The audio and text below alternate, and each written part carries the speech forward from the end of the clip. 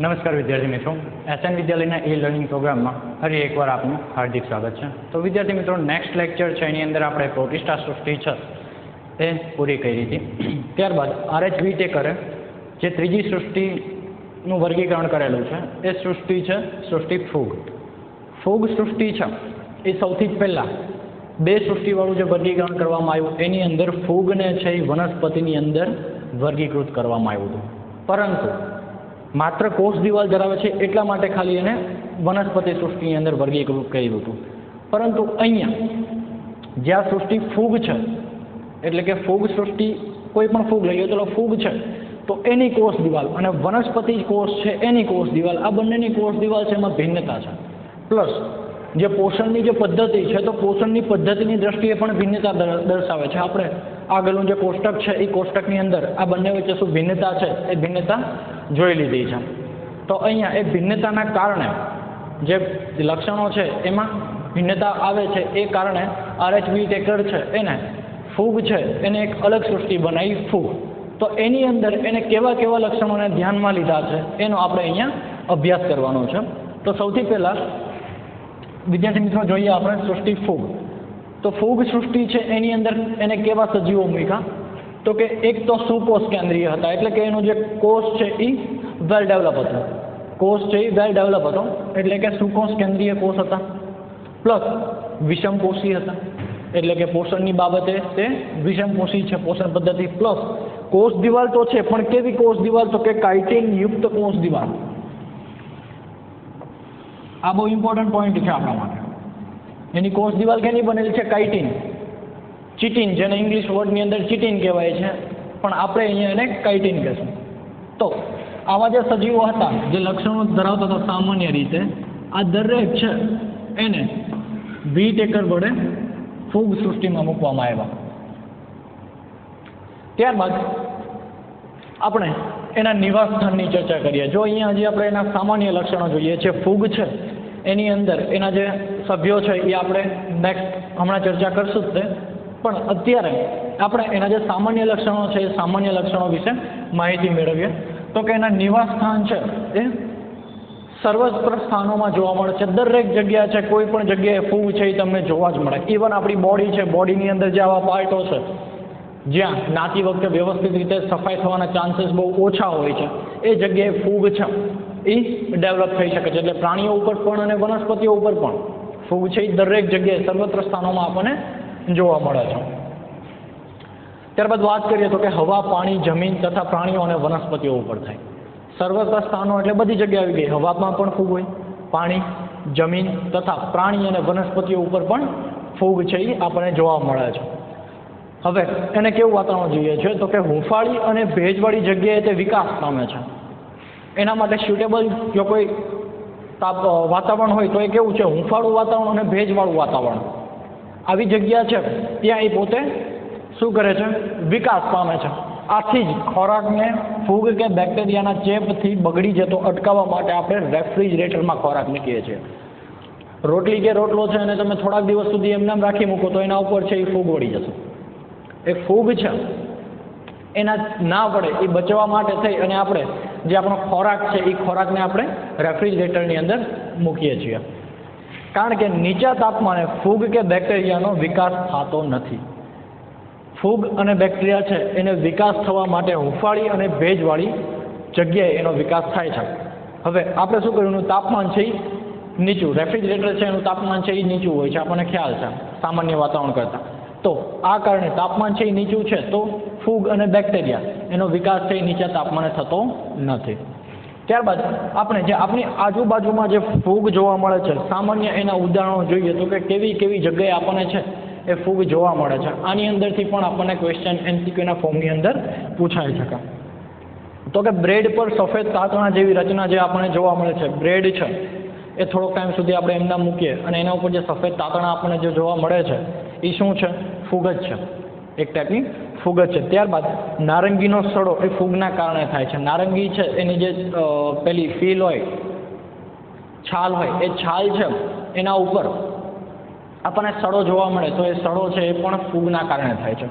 ત્યારબાદ મશરૂમ એટલે કે બિલાડીનો ટોપ, એગેરિકસ, એનું જે નામ છે એ છે એગેરિકસ. તો આ જે બિલાડીનો ટોપ છે મોસ્ટ ઓફ લોકો છે એ એને ખાવાની અંદર યુઝ કરે છે. ફોરેન કન્ટ્રીની અંદર એ લોકો છે એ મશરૂમનો યુઝ છે એ ખાવામાં કરે છે, પણ દરેક જે મશરૂમ છે એની જાતિઓ ખાવા લાયક છે નહીં. અમુક જાતિઓ છે એ ટોક્સિક ઝેરી પણ છે, તો એ અહીંયા ધ્યાન રાખવું. તો બિલાડીનો ટોપ જે મશરૂમ છે એ પણ એક પ્રકારની ફૂગ જ છે. ત્યારબાદ ઈસ્ટ જે એક કોષીય છે. જો અહીંયા ઈસ્ટ છે ને એ મોસ્ટ ઓફ ફૂગ છે ને એ મોસ્ટ ઓફ બહુકોષીય છે. મોટા ભાગની જે ફૂગો જે છે એ બધી બહુકોષીય છે. અહીંયા એકમાત્ર ઈસ્ટ છે એ એક જ એક કોષીય છે. એટલે આ ઉદાહરણ છે એ તમારે યાદ રાખવું ખાસ, કેમ કે જો અહીંયા એક જ એવી જ વસ્તુ છે જે એક કોષીય છે, એટલે ક્વેશ્ચન નીકળી શકે. ત્યારબાદ ઈસ્ટ છે એ બ્રેડ અને જવનો દારૂ બનાવવામાં ઉપયોગી છે. ઈસ્ટ છે બ્રેડ બનાવતો હોય ત્યારે ઈસ્ટ છે એનો સ્પ્રેના ફોર્મની અંદર રાખી અને એનો છંટકાવ કરે. પ્લસ જવ જે છે જવની અંદરથી દારૂ બનાવવાનો હોય બિયર, તો દારૂ બનાવવા માટે પણ ઈસ્ટ છે એનો ઉપયોગ કરવામાં આવે છે. ઈસ્ટ છે એ મોસ્ટ ઓફ આથાવાળી વસ્તુઓ છે એની અંદર ઉપયોગ કરવામાં આવે છે. ઇડલીનું ખીરું હોય, ઢોકળાનું ખીરું હોય, તો એની અંદર પણ ઈસ્ટનો ઉપયોગ કરવામાં આવે છે. ત્યારબાદ આપણે જોઈએ તો કે કેટલીક ફૂગ અને પ્રાણીઓમાં રોગ કેટલીક ફૂગ છે એ પ્રાણીઓ અને વનસ્પતિઓની અંદર રોગ ઉત્પન્ન કરે છે. ઉદાહરણ તરીકે જોઈએ તો કે પક્ષનીય ફૂગ, બરાબર, નામ છે પક્ષનીય ફૂગ જે છે યાદ રાખવું, એ ઘઉંમાં થતો ગેરુ નામનો રોગ. ઘઉંની અંદર જે ગેરુ નામનો રોગ થાય છે એના માટે જવાબદાર કઈ ફૂગ છે એવો ક્વેશ્ચન આવી શકે તો પક્ષનીય એના માટે જવાબદાર હોય છે. ત્યારબાદ રાઈના પર્ણ પર જોવા મળતા સફેદ ટપકા એ પરોપજીવી ફૂગના કારણે હોય છે. તમે લોકોએ રાઈનો ક્યારેક પ્લાન્ટ જોયો હોય તો તમે એના પાંદડા જોશો. મોસ્ટ ઓફ જે વનસ્પતિઓ છે એગ્રીકલ્ચરિસ્ટ હોય એ શું કરે, એના ઉપર અભ્યાસ કરે કે આના ઉપર કેવો રોગ લાગ્યો છે. એમાંના મોટા ભાગના જે રોગો છે એ અત્યારે ફૂગના કારણે પણ લાગે છે. તો એની અંદર જે રાઈ છે, રાઈના જે પર્ણો છે એના ઉપર આપણને સફેદ સફેદ કલરના ટપકા જોવા મળે. આ ટપકા છે એના લક્ષણો ઉપરથી આપણને ખ્યાલ આવી જાય કે આ કઈ ફૂગ છે. એને એ પ્રમાણે જંતુનાશક છે એનો છંટકાવ કરવામાં આવે છે, જેથી કરી અને એનું જે ફંગલ ઇન્ફેક્શન છે, આ ફંગલ ઇન્ફેક્શન છે એ દૂર થાય. તો સફેદ ટપકા છે એ પરોપજીવી ફૂગના કારણે હોય છે. ત્યારબાદ કેટલીક ફૂગ છે એ પ્રતિજૈવિક દ્રવ્યોનો સ્ત્રોત છે. પ્રતિજૈવિક દ્રવ્યો છે એ અમુક ફૂગો છે ઘણી બધી ફૂગો એવી છે જેની અંદરથી પ્રતિજૈવિક દ્રવ્યો મેળવવામાં આવે છે. ઉદાહરણ તરીકે અહીંયા આપણને એક ઉદાહરણ આપેલું છે પેનિસિલિયમ ફૂગ જે છે એની અંદરથી પેનિસિલિન નામનું પ્રતિજૈવિક દ્રવ્ય છે એ મેળવવામાં આવે છે. ત્યારબાદ આપણે વાત કરીએ ફૂગની રચનાની. તો ફૂગની રચના આ અહીંયા એનું બીજું કેરેક્ટર છે. આપણે પહેલું કેરેક્ટર શું જોયું એનું નિવાસસ્થાનો, પછી આપણે ઉદાહરણ જોયા એ જનરલ કેરેક્ટરમાં. ત્યારબાદ અહીંયા રચના જોઈએ તો કે લાંબા પાતળા સૂત્રના તાતણા જેવી રચના ધરાવે છે જેને કવક સૂત્ર અથવા તો કવક તંતુ કહેવાય. અહીંયા હું આજે દર્શાવું છું આ શું છે, આ જે રચના મેં દર્શાવી એને મેં કવક તંતુ કીધું અથવા તો કવક સૂત્ર કહી દઈએ. હવે ઘણા બધા જે કવક સૂત્રો છે એ ભેગા થઈ અને શું બનાવશે તો કે આવી જે જાળી જેવી રચના છે, આવી જાળી જેવી રચના બનાવે છે. આ જે જાળી જેવી રચના બનાવે છે એને આપણે કવક જાળ કહીશું. કવક જાળ તરીકે આપણે એને ઓળખીએ છીએ. જો કવક સૂત્ર, ઘણા બધા કવક સૂત્ર છે એ ભેગા થઈ અને કવક જાળની રચના બનાવે છે. ત્યારબાદ આપણે જોઈએ તો કે કેટલીક ફૂગમાં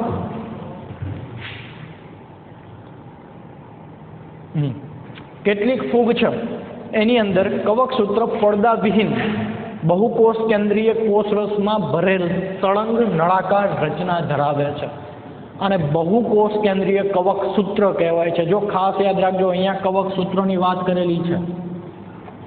કવક સૂત્ર કેવું છે? બહુકોષ કેન્દ્રીય. હવે આપણે ઉદાહરણથી સમજવાની કોશિશ કરીએ. તો ચલો અહીંયા હું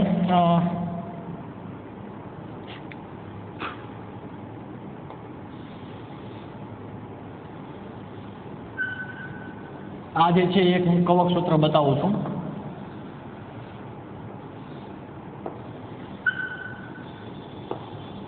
આ શું છે? કવક સૂત્ર છે. તો આ જે કવક સૂત્ર છે એની અંદર કોષરસ ભરેલો હશે. આખો જે કવક સૂત્ર છે એની અંદર શું હશે? કોષરસ. કવક સૂત્ર અથવા તો કવક તંતુ એની અંદર કોષરસ ભરેલો હશે અને અહીંયા કોષ કેન્દ્ર હશે. ઘણા બધા કોષ કેન્દ્રો હશે આવી રીતે.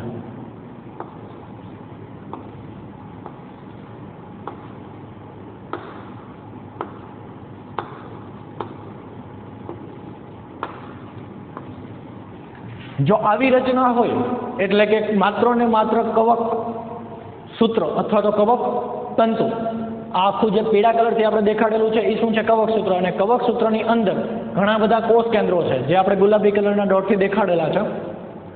તો આવી જે રચના છે એને આપણે શું કહીએ? બહુ કોષ કેન્દ્રીય કવક સૂત્ર. એક કરતાં વધારે કોષ કેન્દ્રો છે એટલા માટે બહુ કોષ કેન્દ્રીય કવક સૂત્ર તરીકે ઓળખીએ છીએ.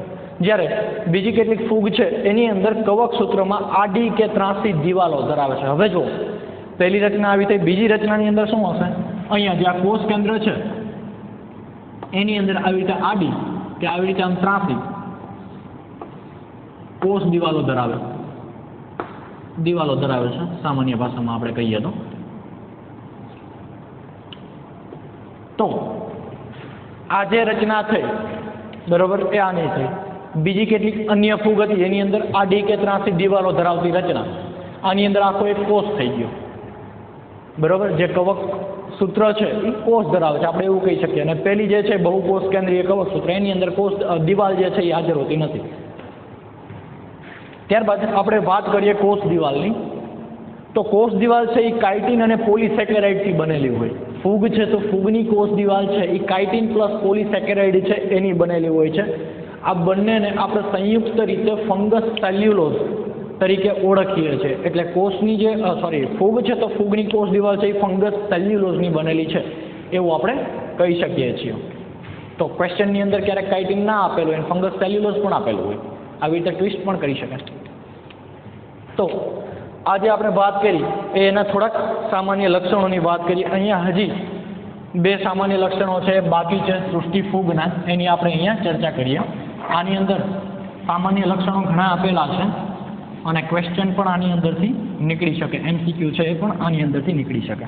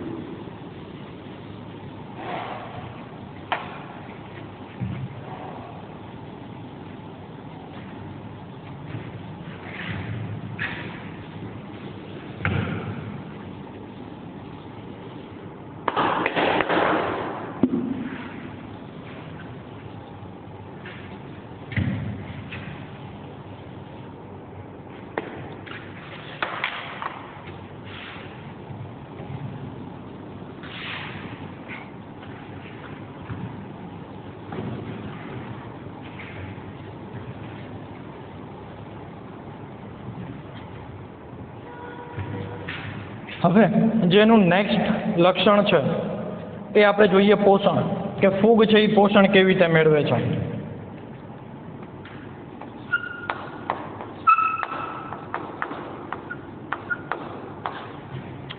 તો પોષણ બાબતે આપણને તો ખબર જ છે કે બધી જ ફૂગ છે એ વિષમપોષી છે. છતાં હવે જો વિષમપોષી છે છતાં પણ એની અંદર ભિન્નતા છે. દરેક ફૂગ છે એ તો કેવી છે? વિષમપોષી છે, એવું આપણે પહેલા જ કહી દીધું. તો પોષણ બાબતે તે વિષમ પોષી છે છતાં પણ તેમાં ભિન્નતા પણ જોવા મળે છે.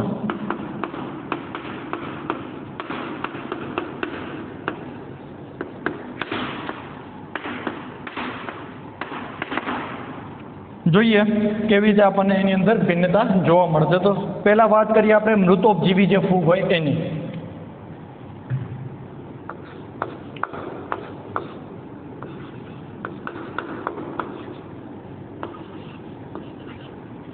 મૃતોપજીવી ફૂગ. તો મૃતોપજીવી ફૂગ જે છે એ મૃતોપજીવી ફૂગ છે એ મૃત પદાર્થોમાંથી દ્રવ્ય કાર્બનિક પદાર્થોનું શોષણ કરે છે. મૃત પદાર્થોમાંથી દ્રવ્ય કાર્બનિક પદાર્થોનું શોષણ કરે છે.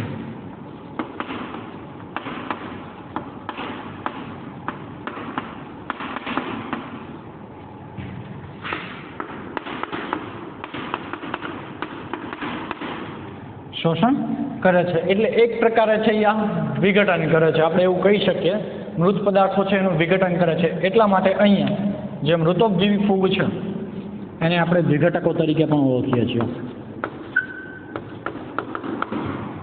વિઘટકો તરીકે પણ ઓળખીએ છીએ.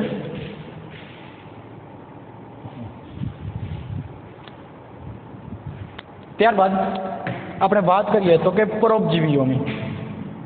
કેટલીક ફૂગ છે એ પરોપજીવી છે.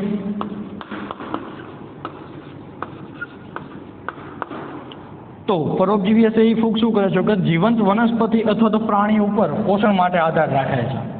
જો મૃતોપજીવી એટલે મૃત પદાર્થોમાંથી પોતે પોષણ મેળવતી, પરોપજીવી એટલે શું તો કે જીવંત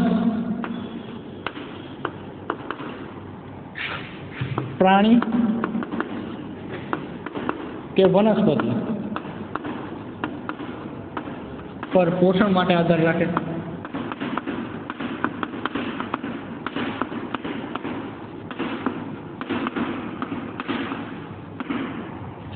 એવી જે ફૂગ છે એને આપણે પરોપજીવી ફૂગ તરીકે ઓળખીએ છીએ. ત્યારબાદ બીજી અન્ય ફૂગો જે છે એ સહજીવન.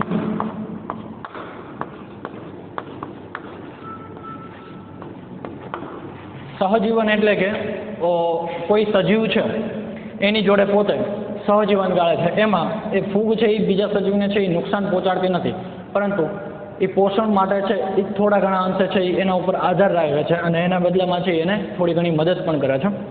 આ છે એ આપણે ડિટેલની અંદર 12thની અંદર જે એન્વાયરમેન્ટના જે ચેપ્ટર છે એની અંદર કવર કરવાનું જ છે. તો વાત કરીએ આપણે કેટલીક ફૂગ એ સહજીવી તરીકે જીવન જીવે છે.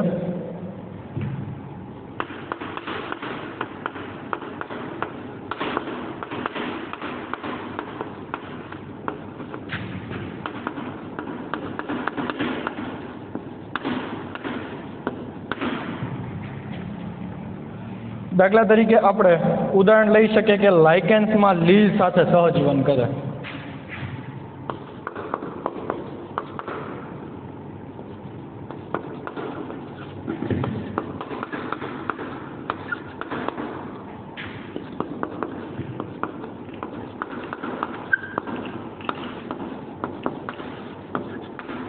લાઇકેન્સમાં લીલ સાથે સહજીવન ગાળે છે. ચેપ્ટરનો જે લાસ્ટ પોઈન્ટ છે એની અંદર આપણે લાઇકેન્સ છે એના વિશે થોડું ઘણું આપેલું છે, જેની અંદરથી આપણે આના વિશે અભ્યાસ કરી શકીએ છીએ. તો લીલ સાથે છે એ સહજીવન ગાળે છે. લીલ અને ફૂગ બંને ભેગા થઈ અને લાઇકેન્સ બનાવે છે. હવે ઉચ્ચ કક્ષાની જે અન્ય જે વનસ્પતિઓ છે ઉચ્ચ કક્ષાની, એના મૂળ સાથે તેનું સહજીવન એક કવક મૂળ કહેવાય છે. સહજીવનની અંદર જ પોઈન્ટ છે. ઉચ્ચ કક્ષાની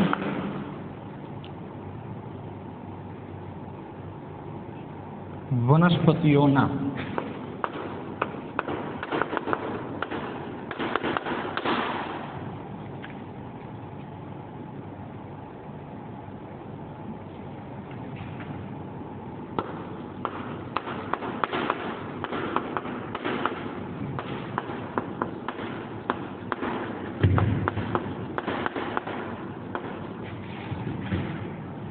કવક મૂળ કહેવાય છે.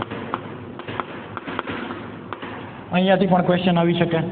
જે ઉચ્ચ કક્ષાની વનસ્પતિઓ છે એની અંદર ફૂગ છે એ સહજીવન ગાળતી હશે તો એ કવક મૂળ તરીકે ઓળખવામાં આવે છે. ત્યારબાદ આપણે વાત કરીએ તો કે ફૂગ છે એ પ્રજનન કેવી રીતે કરે છે. તો ફૂગ છે એ બંને રીતે, એક તો વાનસ્પતિક પ્રજનન કરે છે, બીજું અલિંગી પ્રજનન પણ કરે છે, અને ત્રીજું એ લિંગી પ્રજનન પણ કરે છે. તો વાત કરીએ હવે આપણે તેના પ્રજનનની.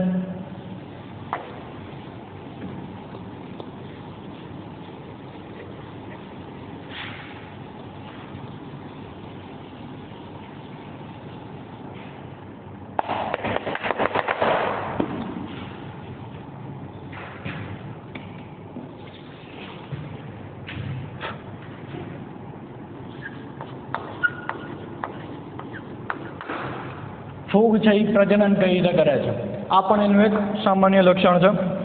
જોઈએ સૌથી પહેલાં છે વાનસ્પતિક પ્રજનન.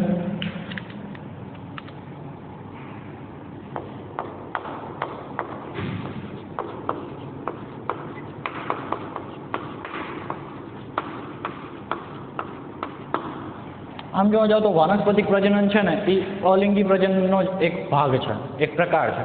પણ આ જે છે એ આપણે ચેપ્ટર નંબર 1 ની અંદર 12માં અલગ પાડશું, એને કે કેવી રીતે અલગ પડે છે.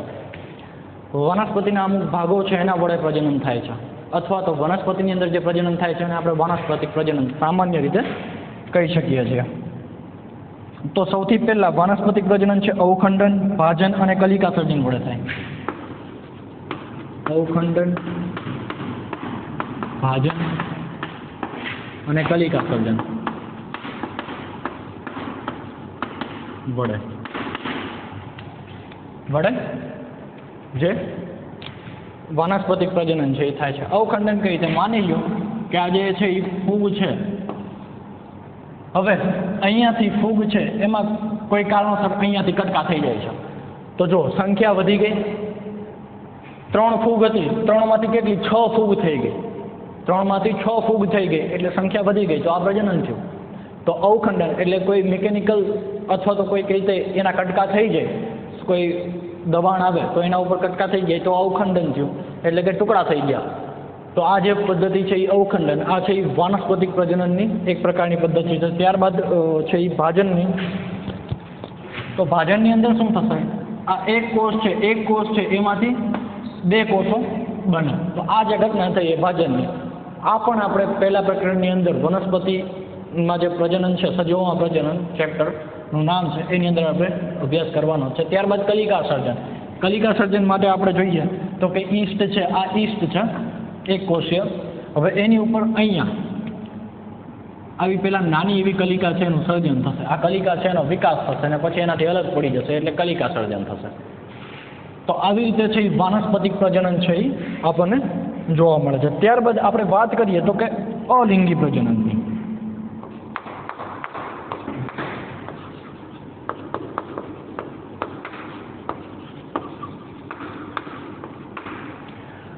તો અલિંગી પ્રજનન છે એ કણી બીજાણુ અથવા ચલ બીજાણુ વડે થાય છે. કણી બીજાણુ અથવા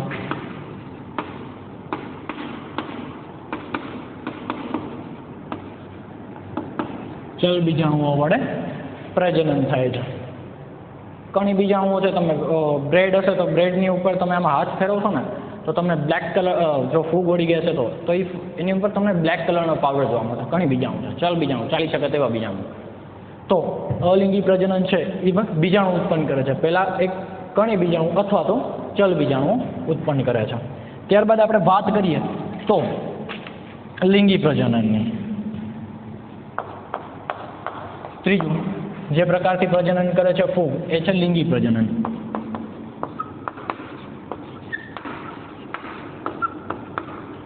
તો લિંગી પ્રજનન છે એની અંદર અંડ બીજાણુ,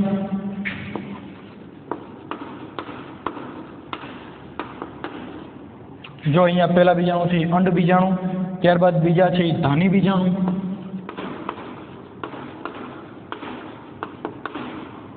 અને પ્રકણી બીજાણુ.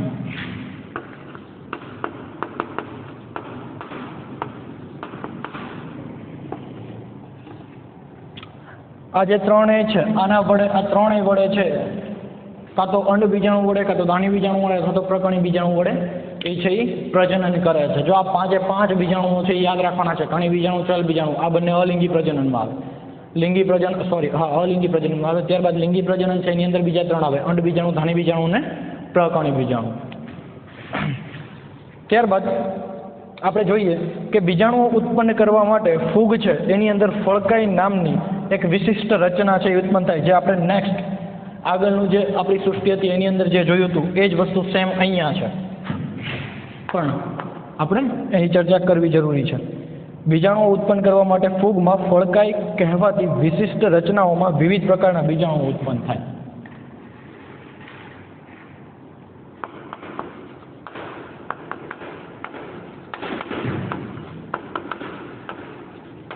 ક્યાંથી થાય તો કે ફળકાઈ, જે આપણે ચર્ચા કરી હતી એ સેમ ટુ સેમ એક્ઝામ્પલ અહીંયા લઈ લઈએ તો કે આ જે છે એ એગેરિકસ છે. તો એગેરિકસની અંદર એટલે કે બિલાડીનો ટોપ છે, બિલાડીના ટોપની અંદર અહીંયા આપણે જોશું તો આવા તંતુઓ હશે, કેમ કે ફૂગ છે એ આવા તંતુઓથી બનેલી છે.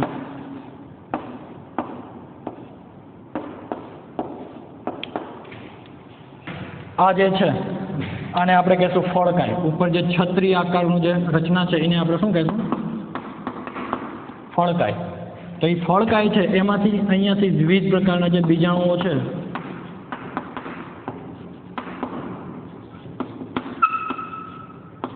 ઉત્પન્ન થાય. આ જે રચના છે ત્યાંથી બીજાણુઓ છે એ ઉત્પન્ન થાય છે. તો આ જે વાત થઈ એ છે પ્રજનનની વાત. હવે જે લિંગી ચક્ર જે છે ને, લિંગી પ્રજનન, એની અંદર 3 તબક્કાઓનો સમાવેશ કરેલો છે. આપણે જો જે સામે 23 નંબર પેજ નંબર 23 ઉપર જે લિંગી પ્રજનન છે એના તબક્કા આપેલા છે, એ તબક્કા આપણે થોડા જોઈ લઈએ. તો લિંગી પ્રજનનના જે તબક્કાઓ છે એ તબક્કા જોઈએ. હવે આપણે વાત હજી પ્રજનનની જ છે. આ છેલ્લું કેરેક્ટર છે આમ પણ.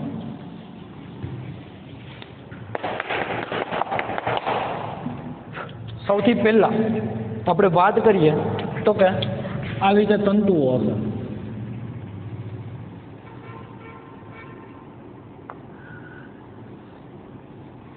આ જે તંતુઓ છે, આ એક તંતુ,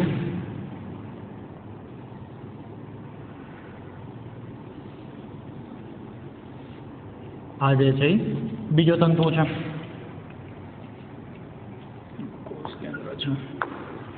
હવે જો આની અંદર છે ને નર અને માદા છે એ વેલ ડિફાઇનાઇડ નથી, એટલે કે આપણે એને ઓળખી શકતા નથી. પરંતુ આનો અભ્યાસ દરમિયાન છે એવું જાણવા મળ્યું કે લિંગી પ્રજનન દરમિયાન એક છે એ નર વર્તણૂક દર્શાવે છે અને એક છે એ માદા વર્તણૂક દર્શાવે છે. તો એને નર અને માદા તો કહી ના શકીએ. તો આ લોકોએ શું કીધું, એને ઋણ કવક તંતુ, કે થોડુંક એક્સ્ટ્રા છે એ લખી નાખું, ઋણ કવક તંતુ. અને બીજો જે છે એને ધન કવક તંતુ તરીકે ઓળખાણ આપી દીધી.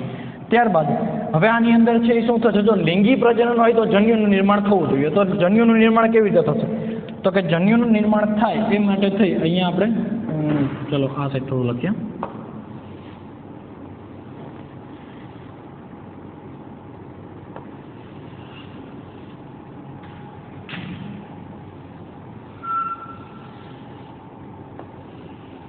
આ બંને શું છે, કવક તંતુઓ છે. તો જન્યુ નિર્માણ પહેલા અહીંયા થશે. આ જે ઘટના છે એની અંદર શું થયું, નર અને માદાની અંદર પણ પ્રજનન પહેલા છે એ જન્યુ નિર્માણ થાય. તો સેમ ટુ સેમ અહીંયા પણ શું થયું, જન્યુઓનું નિર્માણ થયું. અહીંયા છે એ જન્યુનું નિર્માણ થયું. ચલો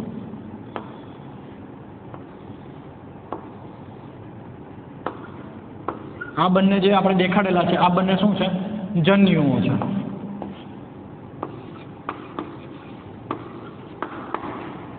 સ્ટેપ બાય સ્ટેપ સમજો.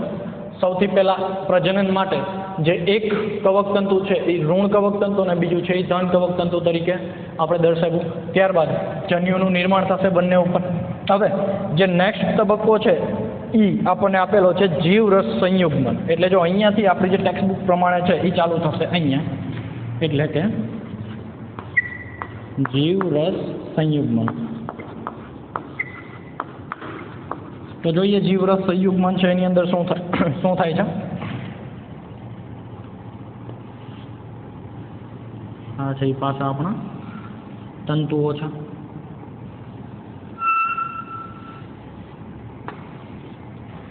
આની અંદર આ બે જન્યુઓ છે એ ભેગા થઈ જશે આવી રીતે. અહીંયા વચ્ચે ભેગા થઈ જશે અને ભેગા થઈ અને જે આ દિવાલ હશે વચ્ચે એ દિવાલ છે એ ઓગળી જશે, તો તૂટી જશે એવું આપણે કહી શકીએ. તો જન્યુઓનું જોડાણ થઈ ગયું અને અહીંયા જે જીવરસ છે એ ભેગો થઈ ગયો, એટલે કે જીવરસ સંયુગ્મન થયું. તો જીવરસ સંયુગ્મન છે એની અંદર શું થશે, તો કે બે ચલિત કે અચલિત જન્યુઓ વચ્ચે જીવરસના જોડાણને જીવરસ સંયુગ્મન કહેવાય. જીવરસ સંયુગ્મન આપણે કોને કહેશું, તો કે બે ચલિત કે અચલિત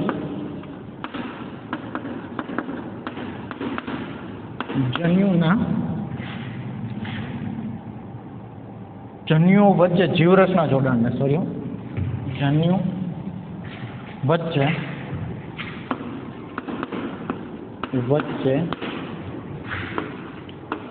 જીવરસના જોડાણને, જીવરસ એટલે બીજું કંઈ નહીં, અહીંયા કોષરસ આપણે એક પ્રકારે કહી શકીએ કે કોષરસ જ છે. જીવરસ છે એનું જોડાણ થાય, આ જે ઘટના છે એને આપણે જીવરસ સંયુગ્મન કહીએ છીએ. ત્યારબાદ જે બીજો તબક્કો છે એ છે કોષ કેન્દ્ર સંયુગ્મન. જે અહીંયા જે બીજો તબક્કો આવ્યો એ છે કોષ કેન્દ્ર સંયુગ્મન.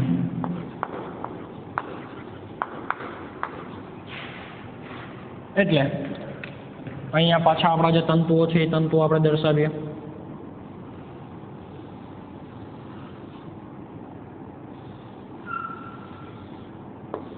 જો પહેલો જે તબક્કો હતો એ જીવરસ સંયુગ્મન હતો, એટલે કે ખાલી કોષરસ છે એ ભેગો થયો. બીજો આવ્યો એ કોષ કેન્દ્ર સંયુગ્મન, એટલે શું થશે, અહીંયા જે કોષ કેન્દ્ર છે એ જોડાઈ જશે. તો જે આ કોષ કેન્દ્ર છે એ બંને જોડાઈ ગયા. આ જે ઘટના થઈ, આ જે અહીંયા નિર્માણ થયું, આપણે એને ફલિતાંડ કહીએ. જો આ જે છે દરેક એકકીય હતા, આ n અને આ n plus n is equal to અહીંયા 2n થઈ ગયું, દ્વિકીય થઈ ગયા. એટલે આ જે ઘટના થઈ એ કઈ થઈ, લિંગી પ્રજનનની ઘટના થઈ. બે કોષ કેન્દ્રનું જોડાણ થાય એને આપણે શું કહીએ છીએ, કોષ કેન્દ્ર સંયુગ્મન.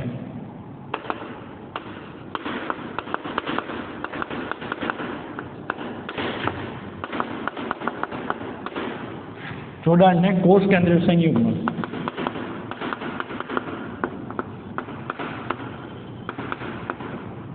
સંયુગ્મન તરીકે આપણે ઓળખીએ છીએ. ત્યારબાદ હવે અહીંયા શું થશે, જો ફલિતાંડ છે, ફલિતાંડ બાદ એક હજી તબક્કો આવશે અર્ધીકરણનો. એટલે કે અહીંયા 2n થઈ ગયું, તો 2n છે એનું અર્ધીકરણ થશે. અર્ધીકરણ વિશે છે એ તમે ચેપ્ટર નંબર 10 ની અંદર સારી રીતે ભણી ગયા છો, એટલે અહીંયા છે એ હું તમને એક્સપ્લેન કરતો નથી વધારે, આપણે ડીપમાં નથી જતા. અર્ધીકરણ થશે, અને અર્ધીકરણ થશે એટલે શું થશે, તો કે પાછા જે આપણા તંતુઓ છે એ તંતુઓ અહીંયા દર્શાવી દઈએ.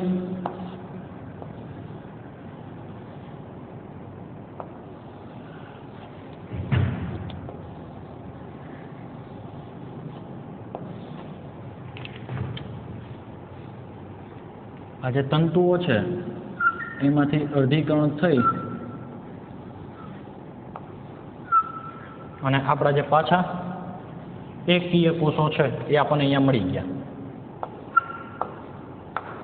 આ દરેક કેવા હશે, n હશે, એકકીય કોષો હશે, બરોબર. એટલે કે અહીંયા શું થશે, ફલિતાંડમાં અર્ધીકરણની ક્રિયાના પરિણામે એકકીય બીજાણુઓ, સોરી અહીંયા આપણે આને બીજાણુ કહેશું, જન્યુ તો નહીં કહીએ, બીજાણુઓ છે એ ઉત્પન્ન થાય છે.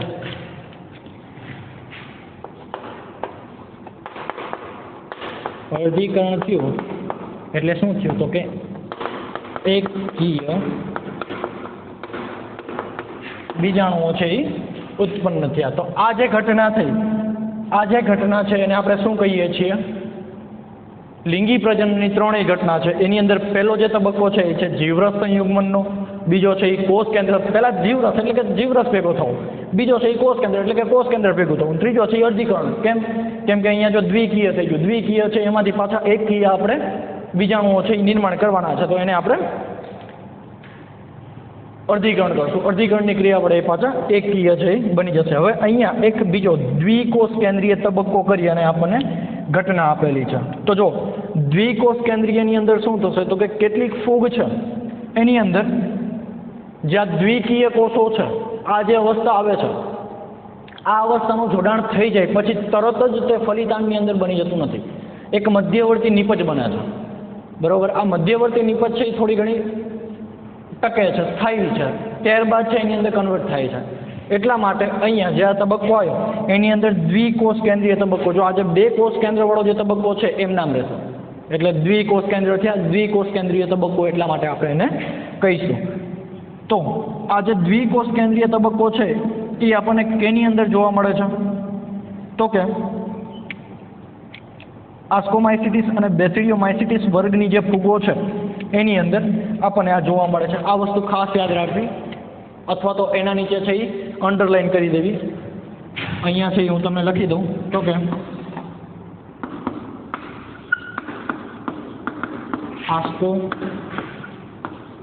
આસ્કોમાઇસિટીસ અને બેસિડિયોમાઇસિટીસ.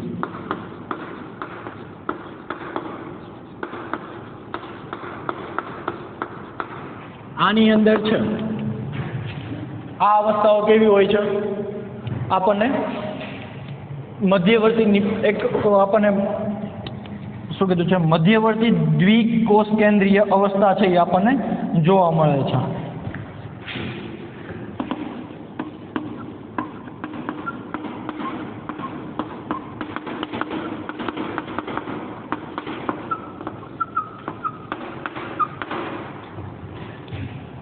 સામાન્ય રીતે એવું થાય કે n+n છે એ 2n માં તરત જ તે પરિણમી જાય, પણ બેસિડિયોમાઇસિટીસ અને આસ્કોમાઇસિટીસ જે છે એની અંદર આ n+n છે એ થોડો ટાઈમ સુધી રહે છે, એટલા માટે આ અવસ્થા છે અહીંયા આપણને જોવા મળે છે. તો આ વાત છે એ આપણે ફૂગ છે એના સામાન્ય લક્ષણોની કરી. હવે ત્યારબાદ જે આપણી ફૂગ છે એના સૃષ્ટિની અંદર જે અલગ જે વર્ગો જે આપણે આપેલા છે એ વર્ગોનો આપણે અભ્યાસ છે એ નેક્સ્ટ લેક્ચરની અંદર કરીશું. ત્યાં સુધી આ જે ફૂગ છે એના સામાન્ય લક્ષણો વ્યવસ્થિત રીતે સમજી અને જોઈ જવા, ત્યારબાદ આને લખી અને લર્ન કરવા. તો ત્યાં સુધી વિદ્યાર્થી મિત્રો આવજો.